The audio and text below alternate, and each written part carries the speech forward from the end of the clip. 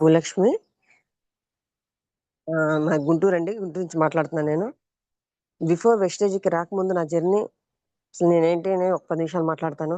Before వెస్టేజ్‌కొచ్చి ఎలా కష్టాలను ఎదుర్కొని సక్సెస్ అయ్యాననేది మాట్లాడతాను. బిఫోర్ వెస్టేజ్‌కి రాకముందు నా లైఫ్ చాలా చాలా చిన్నదండి. చాలా పేదరికం. ఎలాంటి పేదరికం అంటే చాలా పేదరికమే. పనికెళ్ళందే రెక్కాడిందే డొక్కాడదంటారు గదా! అలాంటి పరిస్థితి. పనికెళ్ళందే పూట గడవదు. అలాంటి లైఫ్. ఎందుకంటే అమ్మమ్మ వాళ్ళకి ఏం లేదు, రెక్కల కష్టం మీద బతికేవాళ్ళే. అమ్మ వాళ్ళు రెక్కల కష్టం మీద బతికేవాళ్ళే. పుట్టింటోళ్ళు, అత్తింటోళ్ళు అందరూ కూడా.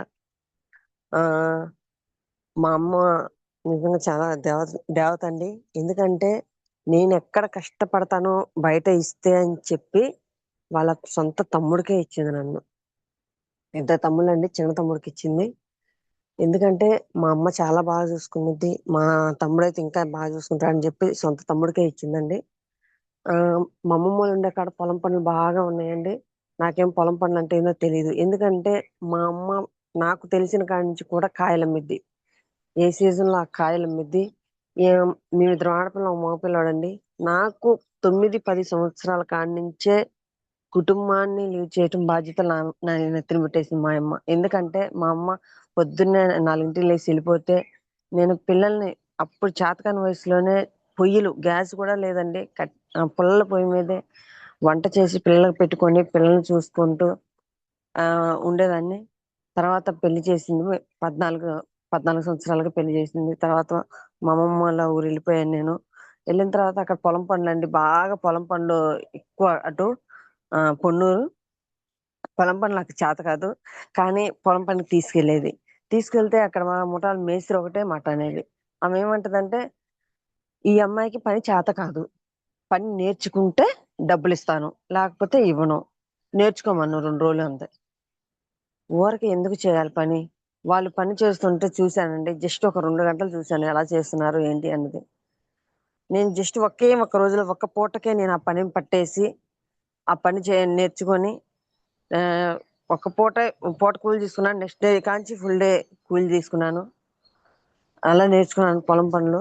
పొలం పనులు చేశానండి. పొలం పనులు చేసిన తర్వాత గుంటూరొచ్చాం. గుంటూరొచ్చిన తర్వాత ఏ పని లేకపోతే మా అమ్మ చేసే కాయల వ్యాపారానికే నేను కూడా నేర్చుకుంటానికి మా అమ్మ వద్దమ్మా ఒకళ్ళ దగ్గర కూలికి సొంతంగా 10,000 పెట్టైనా, 20,000 పెట్టైనా పెట్టుబడి పెట్టుకొని మనం సొంతంగా వ్యాపారం చేసుకుందాం అని చెప్పి, మా అమ్మ ఏదైతే వ్యాపారం చేస్తుందో అదే వ్యాపారం మా అమ్మమ్మటెళ్ళి ఆ వ్యాపారం ఎలా చేయాలి అన్నది నేర్చుకున్నా. వ్యాపారం నేర్చుకున్నాను నేను గూడా. నేర్చుకున్న తర్వాత ముగ్గురు పిల్లలు, అత్త, మామ, హస్బెండ్ అండి. ఆ వ్యాపారం నేనెందుకు నేర్చుకోవాల్సొచ్చిందంటే, ఈ రోజుని బట్టి ఇద్దరు చేయందే పూట గడవని పరిస్థితి. ఎందుకంటే ఎనకమాల ఏం లేదు తినటానికి. మా హస్బెండ్ సరిగ్గా ఉన్నారా అంటే లేదు. ఫుల్ డ్రింకర్ తెచ్చుకొనే తాగుతాడు. కుటుంబాన్ని ఎలా ఆహ్, లీడ్ చేయాలో నాకు తెలియక నేను ఒక వ్యాపారం నేర్చుకొని వ్యాపారం చేయటం స్టార్ట్ చేశానండి. వ్యాపారం చేస్తూ పొద్దున్నే 4కి లేసి ఎళ్లి కాయలు తీసుకొచ్చి సరుకమ్ముకొని మళ్ళీ 2:00కల్లా, 3:00కల్లా ఇంటికొచ్చి మళ్ళీ ఇంట్లో పని చేసుకొని మళ్ళీ మిర్చి యార్డ్‌లో మళ్ళీ మిర్చి తొడాలు తీసేదాన్ని. 100, 200 బియ్యానికొస్తాయేమో, కూరగాయలకొస్తాయేమో, పిల్లలకి ట్యూషన్ ఫీజొస్తదేమోనని నేను ఖాళీగా లేకోకుండా నైట్ 11 దాకా గూడా మిర్చి తొడాలు తీసేదాన్నండి. అలా చేశాను. కంటిన్యూయస్‌గా చేస్తూనే ఉన్నాను. 10 సంవత్సరాల నుంచి చేసి నాకైతే హెల్త్ ప్రాబ్లమ్స్ వచ్చేసినాయండి. గుంటూరు పెద్ద హాస్పిటల్‌కి, ఎన్ఆర్ఐ హాస్పిటల్‌కి మొత్తం తిరిగితే డాక్టర్ ఒకటే మాట చెప్పాడు. "అమ్మ తలలో నరాలు బాగా ఉబ్బుతున్నాయి. అవి గనక చిట్లితే బ్లడ్ లాక్ అయి చనిపోతావు" అని చెప్పాడు డాక్టర్. మా అమ్మకేం అర్థం కాల. ఇంత చిన్న వయసులోనే ఇంత ప్రాబ్లమ్స్ వచ్చింది. ఏం చేయాలంటే, లైఫ్ లాంగ్ నేను బతికున్నంత కాలం గూడా నిద్ర టాబ్లెట్‌లు వాడుతూ బతకమని చెప్పాడు డాక్టర్. నిద్ర టాబ్లెట్‌ల 25 సంవత్సరాలకే రూ. 10 షీటు పవర్ ఇస్తే టీచర్ ఏంటి అని మా అమ్మ ఆలోచించింది. అయినా సరే అవి వేసుకోకపోతే నా తలలో నరాలు చిట్లిపోతాయేమో, చనిపోతానేమో అంత బాధ నాకు. అంత నొప్పొస్తది, అంత పెయినొస్తది. నేనేం చేయలేని పరిస్థితి. ఆ నిద్ర టాబ్లెట్స్ పడుకుంటే మంచి నీళ్ళు కూడా పైకి లేవలేని పరిస్థితి నాది. అలాగా ఆ నిద్ర టాబ్లెట్‌లు వాడి సైడ్ ఎఫెక్ట్‌లొచ్చేసినాయి. సైడ్ ఎఫెక్ట్‌లొచ్చి కిడ్నీలో రాళ్ళొచ్చినియి. కిడ్నీలో రాళ్ళకి మళ్ళీ ఆపరేషన్ చేపించింది మా అమ్మ. కిడ్నీలో రాళ్ళు ఆపరేషన్ చేయించుకుంటే ఫైల్స్ వచ్చినియి. ఆ తర్వాత మళ్ళీ నడుము వెన్నుపూసకు నీరొచ్చేసింది. నడుము వెన్నుపూసకు నీరొస్తే మళ్ళీ హాస్పిటల్‌కెళ్తే ఆ నీరు తీయటానికి ₹1,00,000 ఇద్దని చెప్పాడు.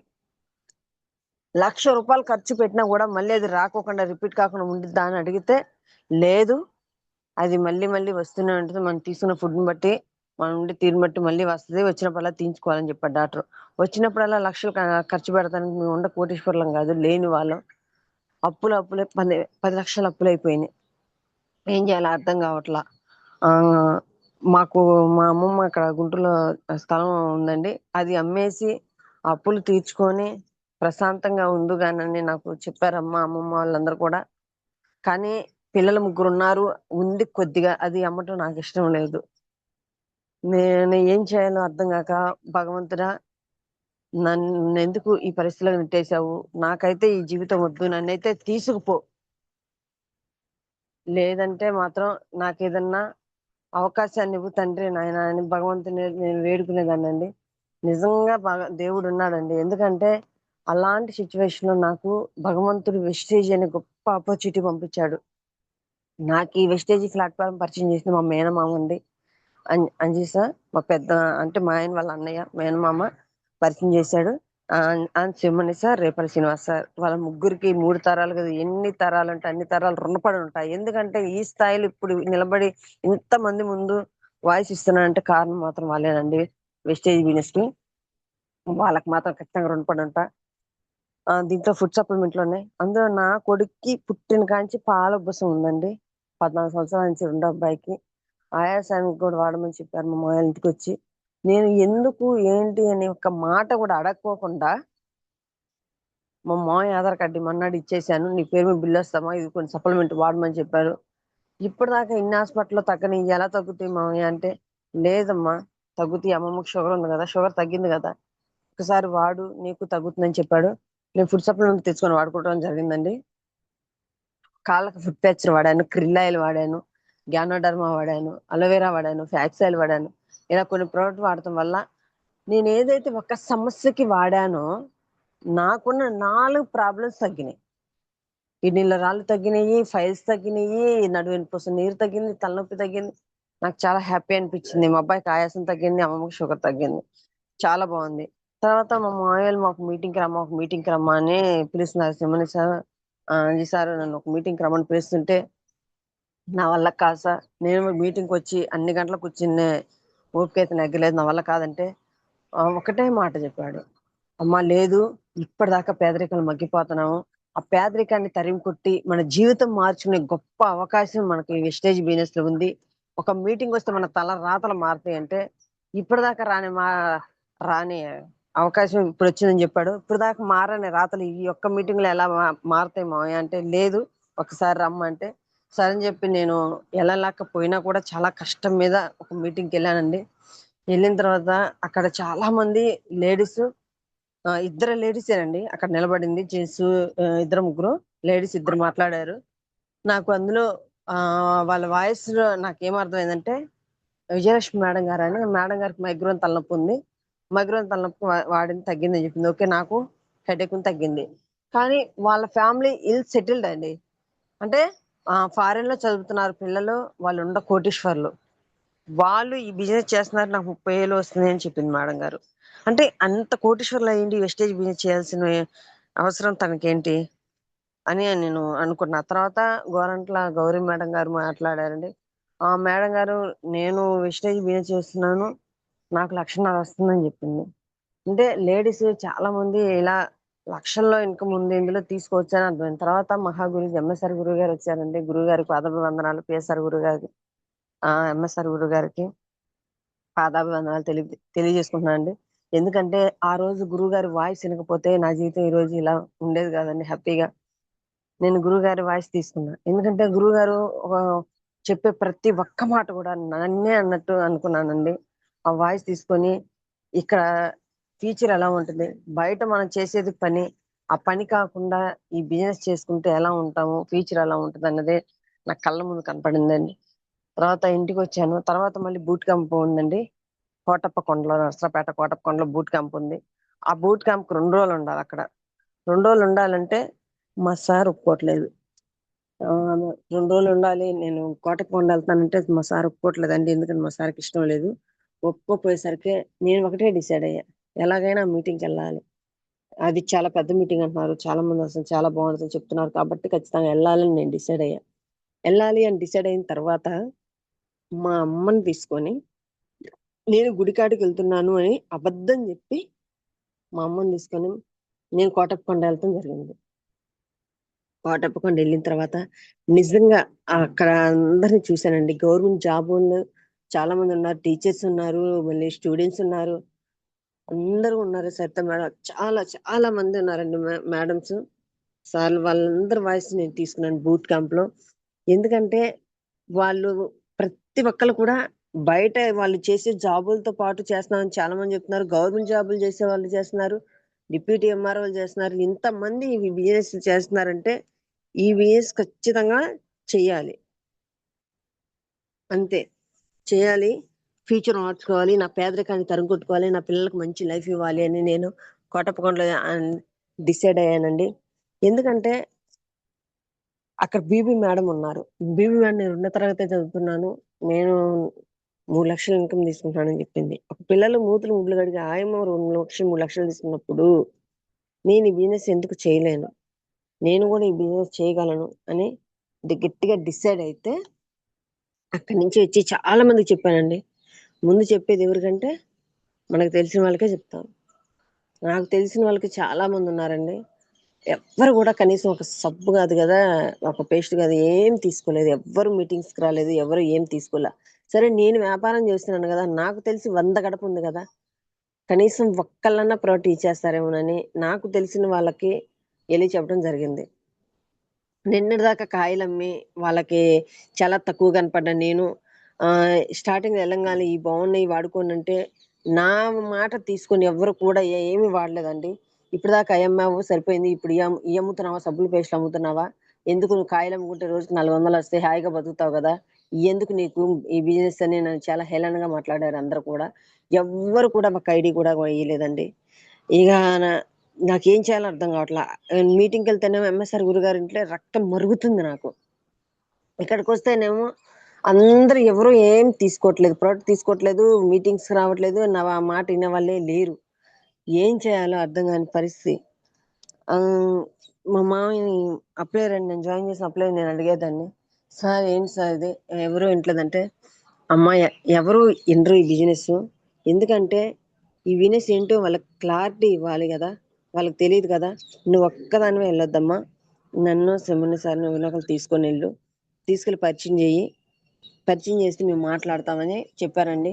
అప్పుడు నాకు తెలిసిన వాళ్ళ దగ్గరికి నేను సార్ వాళ్ళని తీసుకెళ్ళటం జరిగింది. తర్వాత నేను పనికి కూడా వెళ్ళానండి, బేల్దారి పనికి కూడా వెళ్ళాను. అక్కడ వెళ్తే ఒక అన్నయ్యకి చెప్పాను.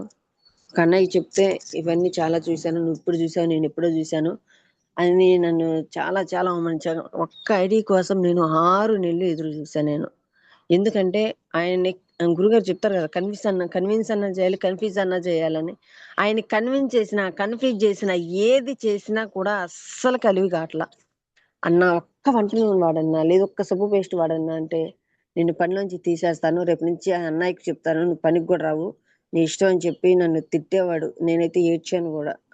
తిట్టినప్పుడు ఏడ్చాను కానీ ఏడుస్తాం వల్ల ఏమొస్తుంది, ఎలాగైనా వాళ్ళకి ఆరోగ్యాన్ని ఇవ్వాలి, ఎలాగైనా ఇవ్వాలని చెప్పి నేను ఒకరోజు శివమణి సార్, నంజి సార్ని తీసుకొని వాళ్ళ ఊరు వెళ్ళిపోయా డైరెక్ట్గా. వాళ్ళ ఊరు వెళ్ళిపోయి వాళ్ళ ఇల్లు కనుక్కొని, నాకు తెలీదు అసలు, నాకు వాళ్ళ ఇల్లు ఎక్కడో కూడా నాకు తెలియదు, వేరే వాళ్ళ ద్వారా వాళ్ళ ఇల్లు కనుక్కొని ఇంటికి వెళ్ళా. శివమణి సార్ వాళ్ళని ఒకసారి కూర్చోబెట్టి నేను వాళ్ళ ఇంటికి వెళ్ళి అన్న అంటే చూసి ఆశ్చర్యపోయాడు, నువ్వు ఎందుకు వచ్చావు మా ఇంటికి అన్నాడు. అన్న నన్ను తిడితే రేపు తిట్టు పనికాడ, కానీ ఇప్పుడు మాత్రం ఏం అనొద్దన్నా, ఒక్కసారి సార్ వాళ్ళని తెచ్చాను, ఒక్క 5 నిమిషాలు టైం ఇవ్వన్నా నాకు, ఈయనన్నా అని చెప్పి నేను అన్ననే కూర్చోబెడతాం జరిగిందండి. నిజంగా సార్ వాళ్ళకి అప్పచెప్పాను. సార్ వాళ్ళు మొత్తం కూర్చొని చెప్పారండి.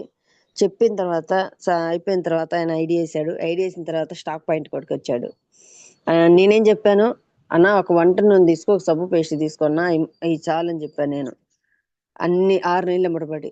కానీ వచ్చిన తర్వాత వాళ్ళ అమ్మకి షుగర్కి, వాళ్ళ మేడంకి, సార్కి, మొత్తం ఇంట్లోకి 200 పివి తీసుకున్నాడు 7,000 రూపాయలకి.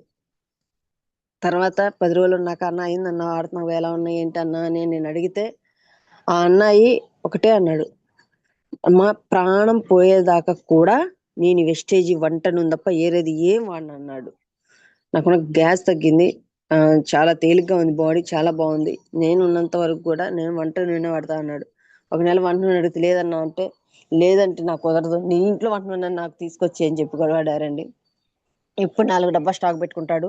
వాటర్ ప్యూరిఫై సంగతి తెలుసుకుని అది కూడా తీసుకున్నాడు. అసలుకి చూడండి లీడర్స్, ఈ బిజినెస్ ఎలా చేయాలో తెలీదు అని చెప్పి, ఎవరు రావట్లేదని చెప్పి నిరుత్సాహపడి ఆగిపోయే పరిస్థితుల్లో కూడా చిగురించేలా చేస్తాడు ఆ భగవంతుడు. అదొకటి మాత్రం నాకు అర్థమైంది. తర్వాత ఇంకా నాకు తెలిసిన వాళ్ళు కొంతమందిని మీటింగ్ తీసుకెళ్ళానండి. మీటింగ్లో కూర్చోబెడితే ఎంఎస్ఆర్ గురువు గారి వాయిస్ తీసుకొని, మాటలు తీసుకొని చాలా మంది కొంచెం మంది కనెక్ట్ అయ్యారు. నాకు చిన్న నేను వాడుకున్నందుకు ఫస్ట్ 200 వచ్చినాయి. 200 వచ్చిన తర్వాత నేను చెప్పడం స్టార్ట్ చేసిన తర్వాత 1500 వచ్చినాయి, 3000 వచ్చినాయి, 9000 వచ్చినాయి. 9 వచ్చిన తర్వాత ఇంకొంచెం మంది చెప్పడం స్టార్ట్ చేసి 22,000 వచ్చినాయి. 22,000 వచ్చిన తర్వాత ఇక నాకు ఇంట్లో ప్రెషర్ బాగా పెరిగిపోతుంది. ఎలా అంటే మా సార్ అస్సలు ఇంట్లోంచి బయటికి పోనివ్వట్లేదు. నాకేం టీం పెరుగుతుంది. బయటికి వెళ్ళి చేసే బిజినెస్ మంది. ఒకసారి లేట్ అవుతుంది, 10 అవుతుంది, 11 బస్సులు సౌకర్యం లేక, చాలా చాలా ప్రొడక్ట్ లేక, తెనాలిలో స్టాక్ పాయింట్ లేక నేను చాలా బాధలు పడ్డానండి. అవన్నీ మా సార్కి ఏం తెలియవు. ఎందుకంటే మా సార్ సపోర్ట్ నాకు అస్సలు లేదండి ఇంట్లో. ఒకరోజు నేను లేటుగా వెళ్ళానని నన్ను ఇంట్లోకి రానికోకుండా బయట నిలబెట్టేసి తలుపులు వేసుకొని ఇంట్లోనే ఉన్నారు. తీయమంటే తీయలేదు. ఎందుకంటే నువ్వు వేస్టేజ్ బిజినెస్ చేయటం నాకు ఇష్టం లేదు, నీ వరద తిరగటం నాకు ఇష్టం లేదు, నువ్వు ఆగిపోమ్మన్నాడు. నేను ఆగిపోలేదండి. అలా చెప్పి ఒక రోజు నన్ను కొట్టి మమ్మల్ని ఇంటికి తీసుకెళ్లాడు. మీ అమ్మాయికి విడాకులు ఇస్తాను, నువ్వు వద్దంటే వెళ్తుంది, ఏం చేసుకుంటావో చేసుకో అని చెప్పి నన్ను అన్నాడు. నేను ఒకటే డిసైడ్ అయ్యానండి, నువ్వు నన్ను చంపేసినా, నేను చచ్చిపోయినా వెస్టేజీలో ప్రాణాలు కోల్పోతాను, కానీ బయట విడిగా మాత్రం నేను ప్రాణాలు కోల్పోను. నువ్వు విడాకులు ఇచ్చా, నేను బిజినెస్ మాత్రం ఆపను. ఎందుకంటే ఇప్పటిదాకా తాగి నువ్వు కుటుంబాన్ని ఏం పట్టించుకోలా, నువ్వు ఉన్నా కూడా ఇప్పుడు నాకు ఏమన్నా ఉద్ధరిస్తావని నాకు తెలీదు. కానీ నిన్ను మాత్రం ఏదో ఒక రోజు ఒక మీటింగ్ తీసుకెళ్తాను. ఏదో ఒక రోజు నువ్వు మనసు మార్చుకొని వెస్టేజ్ బిజినెస్ కి వచ్చిన తర్వాత కన్నీళ్లతో నాకు సారీ చెప్తావు, కన్నీళ్లతో సమాధానం చెప్పాల్సి వచ్చింది, అది మాత్రం గుర్తు పెట్టుకోమని చెప్పి మా సార్కి నేను ఛాలెంజ్ చేసి ఉన్నానండి. అలా అలా అలా ఛాలెంజ్ చేశాను. తర్వాత 22 వచ్చిన తర్వాత 30,000 వచ్చింది, 40,000 వచ్చింది, 50,000 వచ్చిన తర్వాత మైసూర్ వెళ్ళి ఆపర్చునిటీ వచ్చింది నాకు.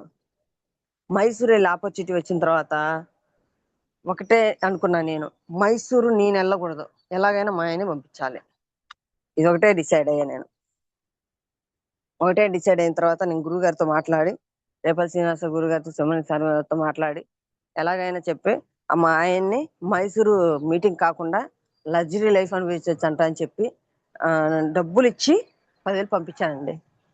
మైసూర్ వెళ్ళొచ్చిన కాంచి ఆ మైండ్ సెట్, సుబ్బయ్య శెట్టి గారు చెప్పిన వాయిస్ తీసుకొని మా ఆయన కొంచెం రియలైజ్ అయ్యి, మేము వచ్చాక మళ్ళీ బూట్ క్యాంప్కి వెళ్ళి గురుగారి మాటలు విన్న తర్వాత అప్పుడు రియలైజ్ అయ్యి ఈ బిజినెస్ మళ్ళీ మీటింగ్కి వచ్చి అప్పుడు నన్ను అర్థం చేసుకోవటం స్టార్ట్ చేశాడు. చూడండి లీడర్స్, గురుగారు అంటారు, పిలిస్తే రాని వాళ్ళు గెలిస్తే వస్తారు. నాకు 85,000 చెక్ వచ్చిన తర్వాత మా సార్ మీటింగ్లకు వచ్చి అప్పుడు కూడా నన్ను సపోర్ట్ చేయకోకుండా మీటింగ్లకు వచ్చి కనెక్ట్ అయ్యాడు.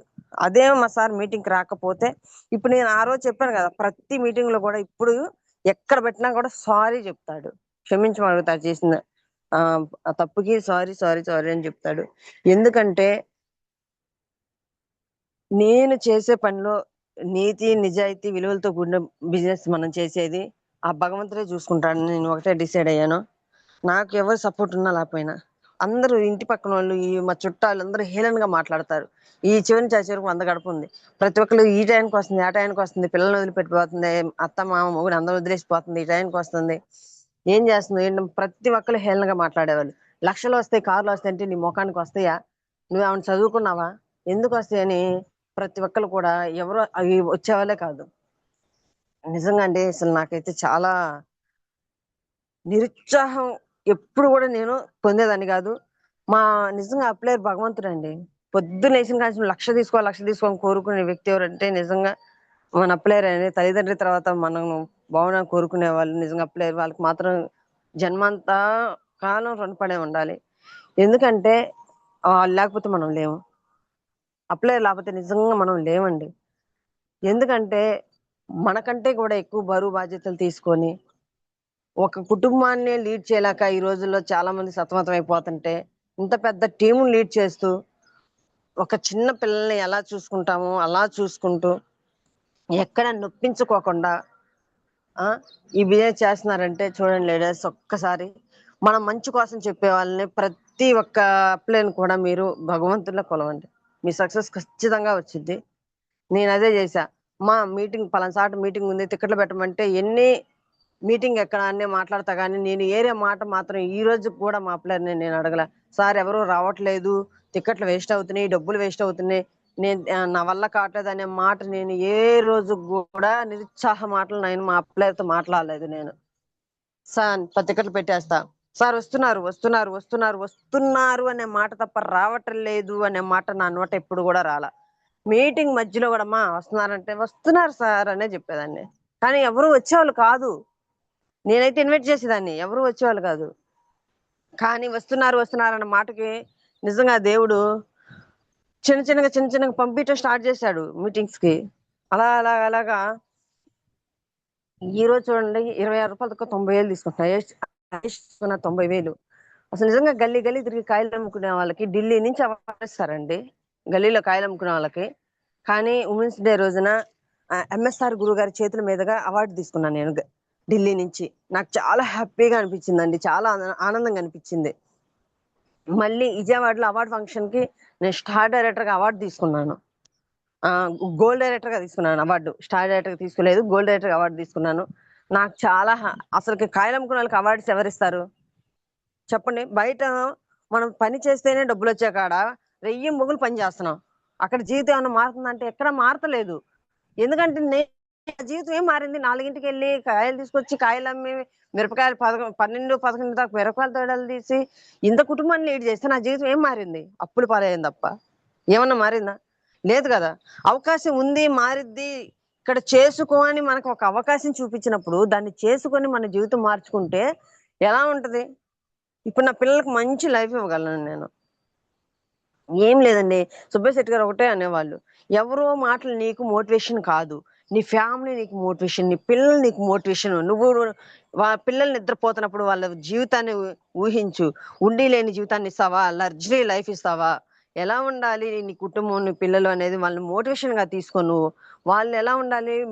నువ్వు డిసైడ్ అయితేనే నీ కుటుంబం బావుంటది. ఇంకా అంతే కాదండి.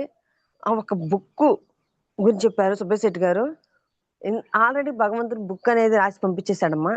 దాంట్లో నువ్వెలా ఉండాలో కొన్ని పేజీలు ఖాళీగా ఉండయి. నువ్వు ఎలా తీసుకుంటే అలాగుంటదని చెప్పారండి సుబ్బయ్య శెట్టి గారు. నిజంగా ఆ వర్డ్స్ నాకు చాలా చాలా బాగా నచ్చింది. నిజంగా నా లైఫు అప్పులు, తిప్పలు అలా రాసుకుంటే అలాగే ఉంటది. లేదు ఈ బిజినెస్ నేను తీసుకోవాలి, నేను గెలవాలి, నేను ఎలాగైనా సాధించాలి, నాకు కారు కావాలి, నాకు ఇల్లు కావాలి, నా పిల్లలకి మంచి లైఫ్ కావాలని నేను రాసుకుంటే నా జీవితం ఎలాగుండిద్దని నేను ఆ రోజు గురువుగారు చెప్పిన మాటలు తీసుకున్నానండి. తీసుకొని నాకు ఇది కావాలి అని నేను పని చేసేదాన్ని. నాకింత కావాలని చేసేదాన్ని. ఆహ్, నిజంగా అసలకి వెస్టేజ్‌లు ఏదనుకుంటే అది ఉందండి. చాలా మంచి కుటుంబం ఇచ్చాడు భగవంతుడు నాకు. నా కుటుంబంలో ఎవ్వరు నా వోళ్ళు రాకపోయినా దేవుడిచ్చి నాకు 7, 8 వేలు కుటుంబాన్నిచ్చాడు చూడండి. ఒక అక్క, ఒక అన్న, ఒక తమ్ముడు నా ఫ్యామిలీ పెద్ద ఫ్యామిలీనిచ్చాడు. నాకు కాలు ఫ్రాక్చర్ అయ్యి మంచంలో ఉంటే ప్రతి ఒక్కళ్ళు కూడా ఫోను జేసి మేడం ఎలా ఉంది? మేడం ఎలా ఉందని ఇంటికొచ్చి చూసి చాలా హ్యాపీ అనిపించిందండి నాకైతే మాత్రం. ఎందుకంటే కాలు ఫ్రాక్చర్ అయ్యి 2 నెలలు ఇంట్లో ఉండా. మామూలుగా నేను మామిడికాయలు అమ్మేటప్పుడు ఒకరోజు ఇంట్లో నుంచి బయటికి పోలేను కాళ్ళు ఇరిగితే డబ్బులు ఖర్చవుతాయి. అలాంటిది నాకు ఈ వెస్టేజ్ బిజినెస్‌లో 2 నెలలు ఇంట్లో ఉన్నా కూడా 60,000, 65,000 అకౌంట్‌లో పడ్డాయి. చూడండి చిన్న విషయమా ఇది? ఇంట్లో ఉంటే డబ్బులెలా వస్తాయి? ఒక్కసారి ఆలోచించండి. ఎందుకంటే నేనాగినా నా టీమ్ ఆగలే ఎక్కడ కూడా. ఇది టీమ్ మనం చేసే బిజినెస్. నేనొక్కదాన్ని సంపాదిస్తే 300, 400 వస్తది. టీమ్‌ని తయారు చేసుకున్నా కాబట్టి ఈరోజు ఇంట్లో ఉన్నా గూడా డబ్బులొస్తున్నాయి.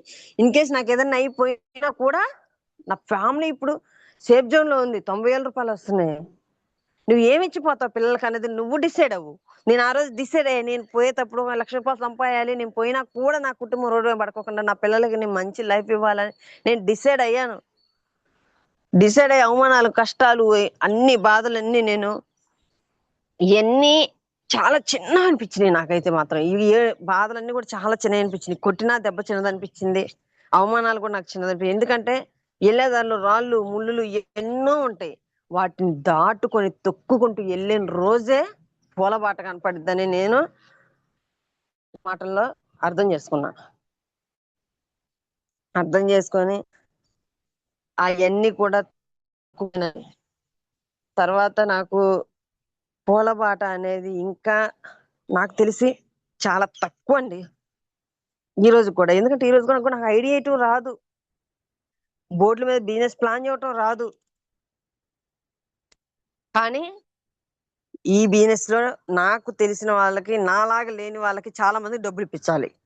ఇప్పించాలి. నన్ను నమ్మి వచ్చిన వాళ్ళకి డబ్బులిప్పించాలి. అదే నేను బయట బతికే బతుకు నేనొక్కదాన్ని మాత్రమే బతకాలి. కానీ ఇక్కడ నన్ను నమ్మొచ్చిన వాళ్ళకి చాలా మందికి డబ్బులిప్పించాలి. ఇదొక్కటేనండి నేను డిసైడ్ అయింది. ఎలాగైనా సరే గెలవాలి, గెలవాలి, గెలవాలని గురుగారన్న మాటలు తీసుకునేదాన్ని. అమ్మ పేదరికంలో పుట్టటం నీ తప్పే కావచ్చు. కానీ ఆ పేదరికంలో చనిపోతే మాత్రం అది ముమ్మాటికి నీ తప్పే అన్నాడు. ఆ మాట నాకు గుచ్చుకుపోయింది. నిజంగా భూమి మీదకొచ్చినందుకు ఏదో ఒక సార్థకం చేసిపోవాలమ్మా. మనం చనిపోతే చుట్టుపక్కల మనం ఉన్న 4 ఇళ్ళు మాత్రమే 4 కళ్ళు మాత్రమే తడుస్తాయి. కానీ నువ్వు వేల లక్షల కళ్ళు తడిస్తే ఉంటదమ్మా హ్యాపీనెస్ అన్న. నిజంగా గురువుగారు చెప్పిన ప్రతి మాట కూడా నిజమండి. నిజంగా పొద్దున్నేసిన నుంచి మనం కనపడని దేవుడికి ఎన్నో పూజలు చేసి మొక్కి, మనం పనికి వెళ్ళాలి, సంపాదించుకోవాలి, తినాలి, ఈ పూట గడవాలని మాత్రం మొక్కుకుంటామండి. కానీ నిజంగా వెస్టేజ్ బిజినెస్‌ని పట్టుకున్న తర్వాత కనపడే దేవుడు ఎవరైనా ఉన్నారంటే అది మాత్రం నిజంగా గౌతమ్ బాలయ్య గారు, సుబ్బయ్య శెట్టి గారు, ఎంఎస్ఆర్, పిఎస్ఆర్ గురువుగారు. ఈళ్ళేనండి కనపడే దేవుళ్ళు. నిజంగా వాళ్ళకైతే జన్మంత కాలం రుణపడి ఉండి వాళ్ళకి పూజలు చేసినా తప్పులేదు. నేనైతే చేస్తూనే ఉంటానండి వాళ్ళకి. ఆహ్, నేను ఈ నెల గాని, వచ్చే నెల గాని ఖచ్చితంగా రూ. 1,00,000 తీసుకుంటానండి. రూ. 1,00,000 తీసుకొని నేను వచ్చే డిసెంబర్‌కి కారు తీసుకుంటా. 2,00,000 తీసుకుంటా. నా ధైర్యం ఏందంటే వెస్టేజ్. బయట నేను రూ. 1,00,000 కాదు 20,000, 30,000 ఊహించుకోలేని స్థాయి నాది. కానీ ఈరోజు నేను 90,000 తీసుకున్నాను. రూ. 1,00,000 దాటుతాను. 2,00,000 తీసుకున్నాను. గర్వంగా చెప్తున్నా అంటే నిజంగా వెస్టేజి ఉండబట్టే చెప్తున్నా. అంతే కాదండి. ఆహ్, నా దగ్గర ట్రావెల్ ఫండ్ టూర్‌లెళ్తానికి రూ. 1,00,000 ఉన్నాయి. ఏ రోజు కూడా నేను గుంటూరు మార్కెట్ తప్ప ఏరే ఊరు, ఏరే ప్రపంచం నాకు తెలీదండి. ఎళ్ళే స్తోమత కూడా మాకు లేదు. ఎందుకంటే అసలు మీరు నమ్ముతారో నమ్మరో బైక్ కూడా లేదు. ఆ బైక్ రూ. 100 పెట్రోల్‌కి కూడా నేనే సంపాదివ్వాలి.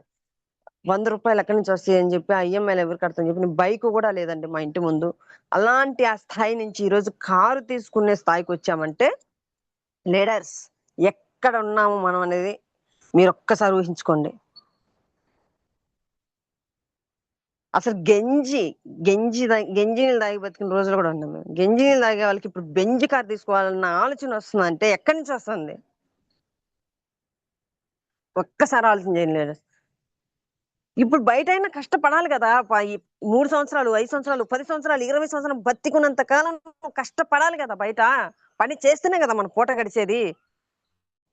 నువ్వు పని చేయందే నీకు హాస్పిటల్‌కైనా, తిండికైనా, గుడ్డకైనా, బట్టకి ఎక్కడి నుంచి వస్తాయి నీకు? పని చేస్తేనే కదా నీ పిల్లల చదువులకైనా, దేనికైనా డబ్బొస్తది. పని చేయకపోతే రాదు గదా! ఆ చేసే పనేదో 2, 3 సంవత్సరాలు ఇక్కడ చెయ్యి. జీవితం మారిపోయిద్ది. తలరాతలు మారిపోతాయి. మన పేదరికాన్ని తరిమికొట్టుకోవచ్చు. నేను ఒక్కటే డిసైడ్ అయ్యానండి. నేను వెస్ట్ జెండా కప్పుకొని పోవాలని గట్టిగా డిసైడ్ అయిపోయాను. నిజంగా భగవంతుడు మన కష్టాన్ని చూసి దిగొచ్చిస్తాడండి. ఇది మాత్రం ఖచ్చితంగా చెబుతా. నేను సక్సెస్ వచ్చిన పని నిజంగా మీరు నమ్మినా నమ్మకపోయినా నేను ఫీల్డ్ వర్క్‌కెళ్ళేతప్పుడు మా సార్ డబ్బులు ఇచ్చేవాడు కాదు. ఆటోకెళ్ళొచ్చి ఆ డబ్బులు తాగి పడుకునేవాడు ఎక్కడంటే అక్కడే. ఈరోజు మంచిగా గుడ్డలేసుకొని స్టేజి మీద టై యేసుకొని, టక్కేసుకొని మాట్లాడడం చాలా హ్యాపీగా ఉందండి. ఒక కుటుంబంలో ఒక తాగుబోతు మొగుడు, పిల్లలు, కష్టం చేసుకునే వాళ్ళ కుటుంబం ఈరోజు అంత లగ్జరీగా ఉందంటే నిజంగా వెస్టేజ్ పెట్టిన భిక్ష నాకు మాత్రం ఇది. ప్రతి ఒక్కళ్ళకి ఉందండి అవకాశం. ప్రతి ఒక్కళ్ళు కూడా వాళ్ళ లైఫ్ మార్చుకునే గొప్ప ఆపర్చునిటీ అవకాశం వెస్టేజ్‌లో ఉంది. ప్రతి ఒక్కళ్ళు కూడా తీసుకోండి. నేను నాకు చదువు లేదండి. నేను ఏదేమన్నా మిస్టేక్‌గా మాట్లాడినా, ఏదైనా తప్పుగా మాట్లాడినా సారీ అండి. నేను జూమ్ కంప్లీట్ చేస్తున్నాను. థ్యాంక్ యూ అండి. నాకు ఇంత మంచి అవకాశం, ఆపర్చునిటీ ఇచ్చిన మేడంకి ఇంకొకసారి థ్యాంక్ యూ చెప్పుకుంటున్నాను అండి నేను. Thank you madam. Thank you very much madam. Thank you Bhulakshmi madam, thank you. మా థ్యాంక్ యూ సార్. వాల్యుబుల్ మాటలతోటి మా టీంకి మంచి ఎనర్జీ ఇచ్చారు పొద్దున్నే. So thank you madam.